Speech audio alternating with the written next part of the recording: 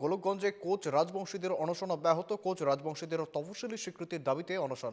আগমনী রাজস্ব চক্র অফিস চত্বরে অনশনে কামতাপুর স্টেট ডিমান্ড কাউন্সিল, আক্রাসু সহ একাধিক সংগঠন। বুধবার থেকে চলছে কোচ রাজবংশীদের অনশন। দাবি না মানলে আগামী দিনে আন্দোলনের ঝাঁজ বাড়ানোর হুঁশিয়ারি।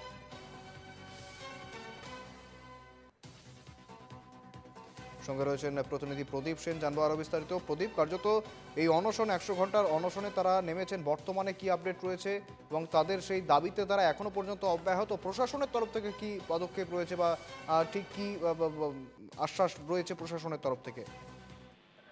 কমতাপুর লিবারেশন অর্গানাইজেশন সংক্ষিপ্তভাবে যে কেয়ালো কেয়ালো এবং কেয়ানো গ্রুপের দুই অধ্যক্ষকে ডেকে আনা হয়েছিল শান্তি আলোচনার জন্য, জীবন সিং এবং ডিএল কোচকে। কিন্তু শান্তি আলোচনা 3 বছর ধরে বসে আছে শান্তি আলোচনার নামে, কিন্তু এখন অবধি দিন গড়াচ্ছে, কিন্তু এখন অবধি আলোচনা সম্পূর্ণ হয়ে উঠেনি।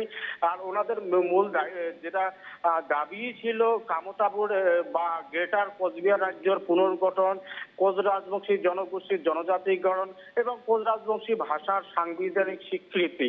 এই 3টি দাবিতে কিন্তু এখন কেয়ালোর যে শান্তিপূর্ণ আলোচনা যে এমন করে বসে রাখা আছে, সেই যে আলোচনা দ্রুত গতিতে শান্তি চুক্তি দ্রুত গতিতে সম্পন্ন করে যে দীর্ঘদিনের দাবি আছে গ্রেটার কোচবিহার রাজ্যের পুনর্গঠন, কোচ রাজবংশীর জনজাতিকরণ মানে তপশিলীকরণ, সাথে যে ভাষার স্বীকৃতি প্রদানের দাবিতেই KSDC, Kamtapur state demand council, আক্রাসুর অবিভক্ত গোয়ালপাড়া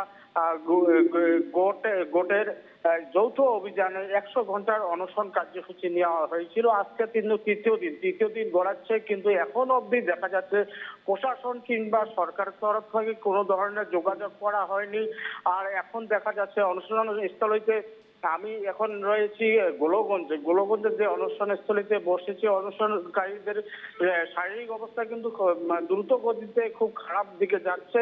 ওনাদেরকে এখন যে স্যালাইনের ব্যবস্থা করা হয়েছে, স্যালাইন দেওয়া হয়েছে, অবস্থা দিনের মানে সময় মানে গড়াচ্ছে এবং ওনাদের শারীরিক অবস্থা কিন্তু যথেষ্ট অবনতি হচ্ছে। কিন্তু মানে লক্ষণীয়ভাবে একটা কথা বলতে হবে যে কিন্তু এরপরে কিন্তু প্রশাসন থেকে কোনো রকম যোগাযোগ করা হচ্ছে না, কোনো রকম আলোচনার মানে কোনো রকম মানে ব্যবস্থা করা নেই, যার জন্য কিন্তু প্রতিবাদকারীদের সঙ্গে একটু আগে আমি যে আলোচনা করেছিলাম, ওনাদের কিন্তু একটা স্পষ্ট দাবি 100 ঘন্টা যে অনশন কার্য সম্পূর্ণ করবে এবং সম্পূর্ণ করার পরেও যদি সরকারের যদি কোনো দৃষ্টি আকর্ষণ না হয় বা কোনো ব্যবস্থা না হয়, আগন্তুক দিনে কিন্তু ওরা রাষ্ট্রীয় ঘাইপথে অবরোধ হোক বা রেলপথ অবরোধ হোক, এক মানে ভয়ঙ্কর কার্যসূচি হাতে নেবে বলে আমাদের কিন্তু একটু আগে আমাদের সাথে আলোচনা হয়েছিল। একেবারে অনেক ধন্যবাদ তোমায় প্রদীপ। অর্থাৎ তাদের এই দাবি যদি না মানা হয় সেক্ষেত্রে কিন্তু আরো বৃহত্তর আন্দোলনের দিকে তারা এগোবেন বলে এমনটাই হুঁশিয়ারি দিচ্ছেন।